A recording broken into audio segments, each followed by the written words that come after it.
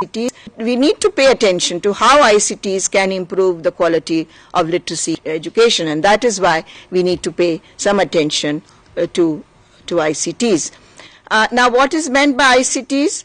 Well, normally we associate ICTs with high-tech devices, but we also need to, and certainly in a country like India as well as other countries in the region, we need to look at the conventional technologies, because these are the technologies that are more accessible and more in use.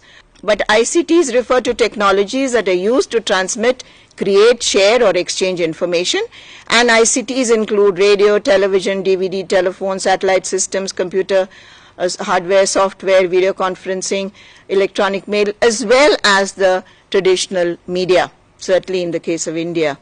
Now, as I mentioned to you that a study had been commissioned by UNESCO, and it was undertaken in 7 of the 9 E9 countries, and these included China, Brazil, Mexico, India, Egypt, Pakistan, and Bangladesh.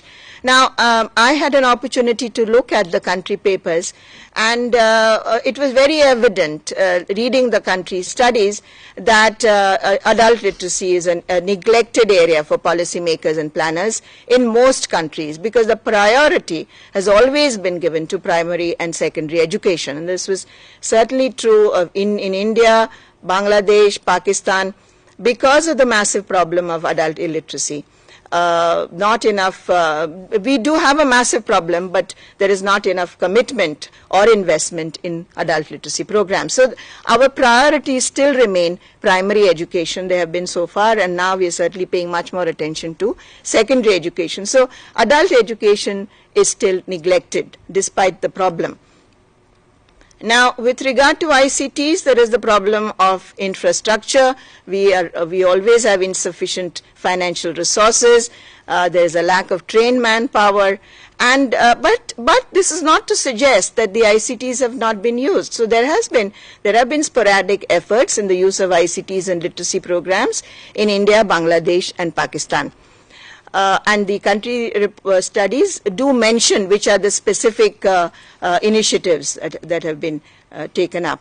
Now, what are the broad trends in the use of ICTs in literacy programs? Now, one is that most countries do not use ICTs in literacy programs, nor have they formulated policies for integration of ICTs in adult literacy programs. They have problems with regard to financial resources as well as technological infrastructure. But there is one characteristic that is common to all countries. The ICTs that are used are typically basic ones, that is radio and television. And when computers or the internet are involved, they are for restricted or targeted users. A lot of them are basically pilot studies, and there was one that I was also involved in, where we used computers for literacy. But again, it was a pilot initiative. Now, but I'm sure things are changing now very fast. There's much greater use of ICTs, particularly in school education. And as far as the adult education and adult illiterates are concerned, what is promoted is basically community learning centers. But the use of ICTs in community learning centers is still very limited. UNESCO has done a lot of work in promoting community learning centers. Most ICT projects for adult literacy are pilot projects, and they're funded by foreign or international agencies. And then the problem, of course, which is a very severe problem, is that of problem of sustainability. The program funding ends, and so does the project end.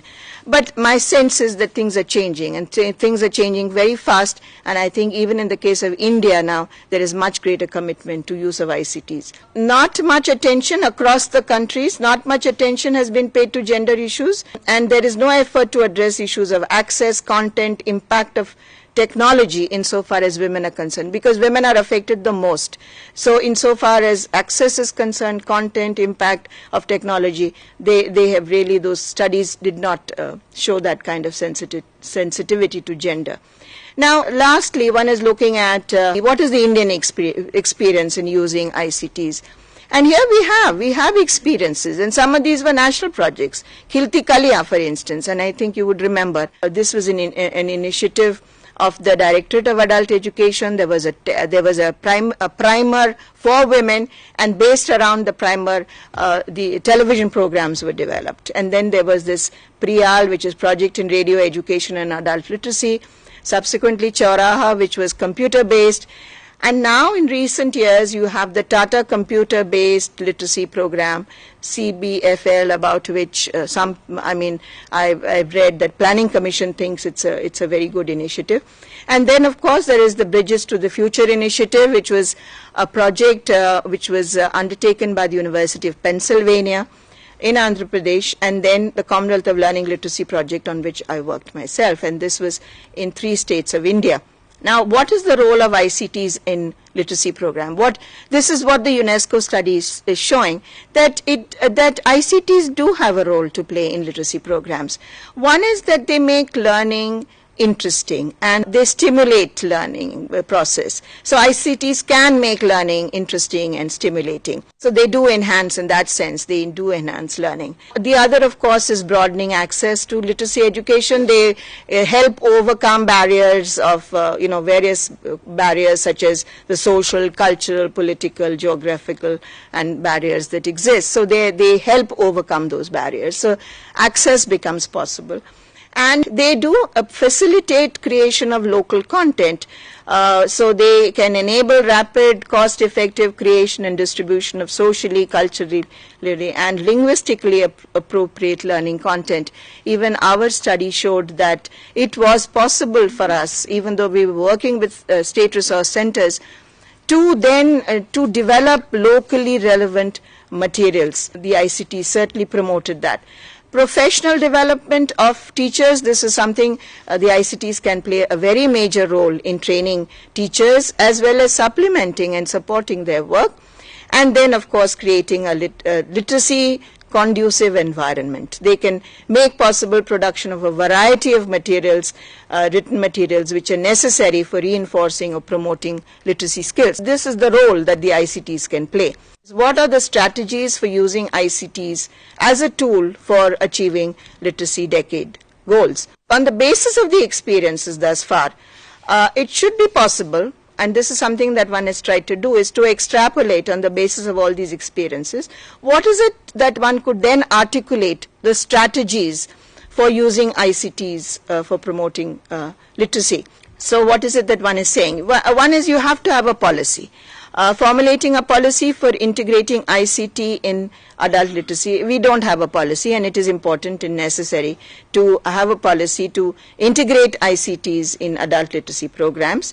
The policy, this is not directly linked to this, but it has to do with policy, that there are 2 approaches. One is the right-based, one is sort of flagging your attention to this, that there has to be rights-based approach to literacy. And also we now must link illiteracy with poverty and have to address the problem of livelihood centrally, because livelihood issues now have become very, very critical. And we all know that illiteracy is linked with poverty. So we need to have that kind of a broad understanding. One is the rights-based approach, and the other is the link with poverty. Now, providing infrastructure and access to technology, that is something that needs to be done. And there is, of course, a very grave danger that the literacy programs are likely to suffer from paucity of financial resources.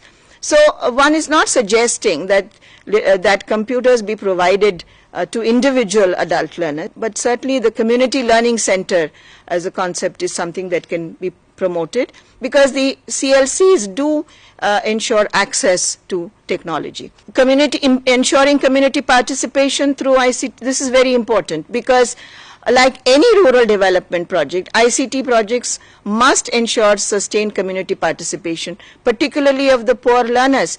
We found in a study where that the location, the place where the ICTs were located, that determined who would come. So for instance, if your ICTs or your learning center was in a part of the village where the rich upper caste people lived, then the poor automatically got left out. Or if it was in a panchayat ghar, women did not come. So therefore, it is very important to involve the community. So besides decisions relating to physical location, which is very important, timing, because that's also something that the poor learners themselves should decide, use of ICTs, poor need to control technology as well as the relevant know-how. So the control is very important. Who controls? Who is taking decisions? And if technology is left in the hands of the poor, and particularly women, there is a better possibility of their using the technology. Developing learner-centered and context-specific ICT tools. We have, in order to reach the unreached, and which I think is our goal in adult education, we have to address their diverse needs, and therefore we have to create a whole variety of materials, which is something that ICTs do make possible, creation of such materials.